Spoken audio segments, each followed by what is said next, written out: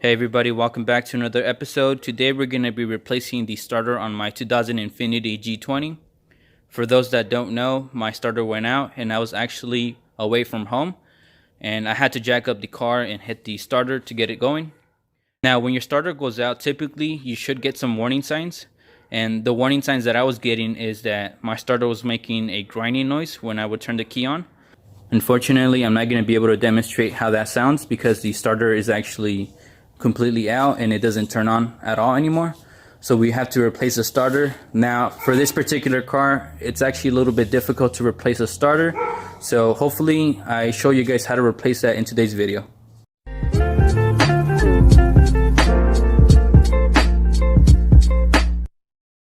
Whenever you're working with electrical components, you should always disconnect the battery. So that's what we're going to do now.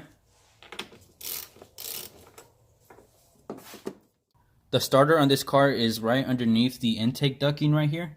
It's kind of hard to see. Once I remove the intake ducting, hopefully I'll be able to show you what I'm talking about, but it's right underneath there. In the meantime, let's go ahead and remove all of this out of the way. The first thing that you're going to do is remove the clips on the airbox.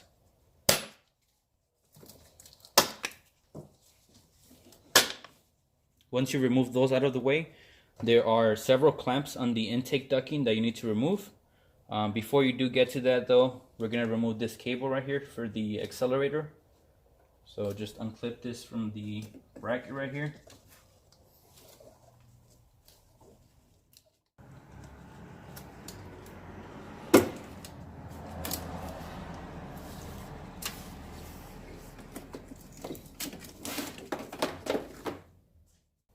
Next, go ahead and remove these two connections right here. This one is for the mass airflow sensor, and this is for the map sensor, if I'm not mistaken. So just go ahead and remove these.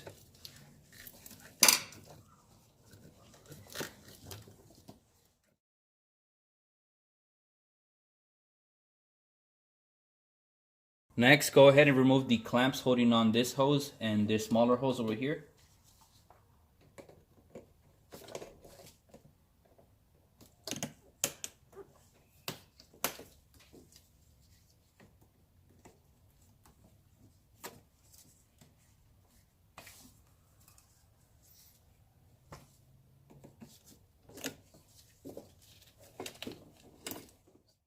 There's going to be one more clamp that you need to loosen up, which is going to be back here.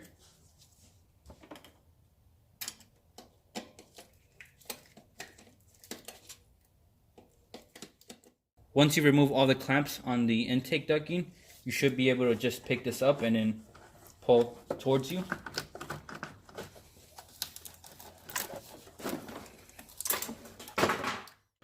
Now that we have removed the intake ducting out of the way, we're going to be removing the rest of the air box out of the way.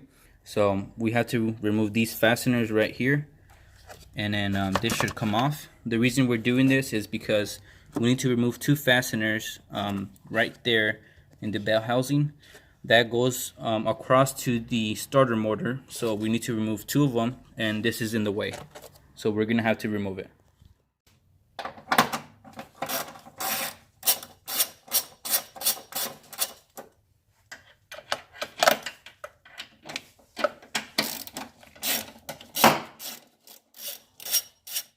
With the bottom portion of the airbox removed, we're going to have access to the fasteners that we need to remove right here. So there is one right there, and then the other one is right underneath over here, right about around there. So those are the two fasteners that hold the starter onto the transmission right here / engine. So the tricky part is not removing those fasteners, but actually removing the starter itself, just because it's crammed all in there. We're gonna go underneath the vehicle and see if maybe removing those two fasteners gives us enough working area to remove the starter. So we're underneath the vehicle right here. The starter is right there in that black cylinder. You guys can see the stud is sticking out right there on the starter. There's going to be one right here and one on the other side of the starter. But before we remove the starter, we have to make room to remove the actual starter. So you guys can see there's not a lot of space. What we're gonna do is actually disconnect the starter from the electrical connection right there. So all you have to do is get a flathead and remove the dust cover boot and disconnect the starter itself. I was able to remove the connection from this black bracket right here by pressing in the clip on the side of there. So just remove it out of the way. The bolt that holds the connection to the starter is a 14 millimeter, so go ahead and remove it.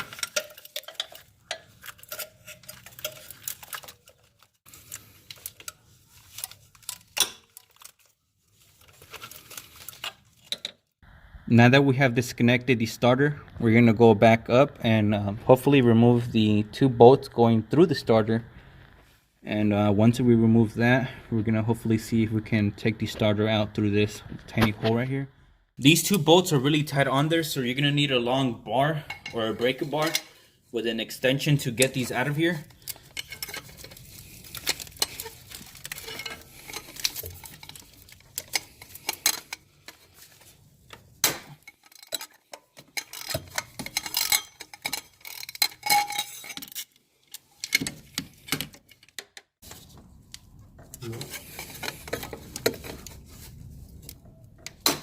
The fasteners holding on the starter motor are actually the same size, so you don't have to worry about mixing them up.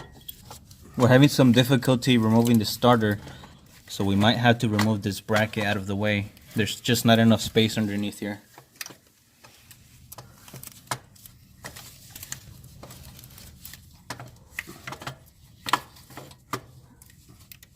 Guys, so we were actually able to remove the starter without removing the bracket.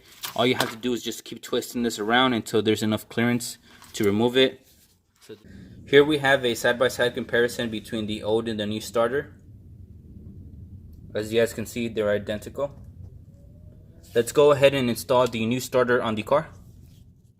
There's very limited space underneath the vehicle, so I'm not going to show you how to install this, but I think you guys get the idea. All you have to do is just fiddle with it and move it around to get it in the right angle.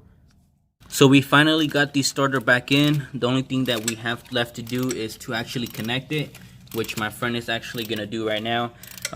Besides that, you just need to install your air ducting and your air box back in.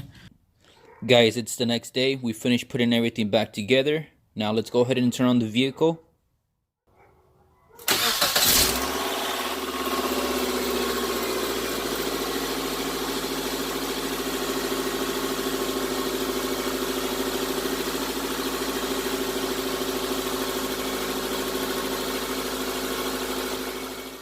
This is pretty much going to wrap up this video. If you guys did like what you guys saw, make sure to give it a thumbs up, and I'll catch you guys in the next one. Peace out.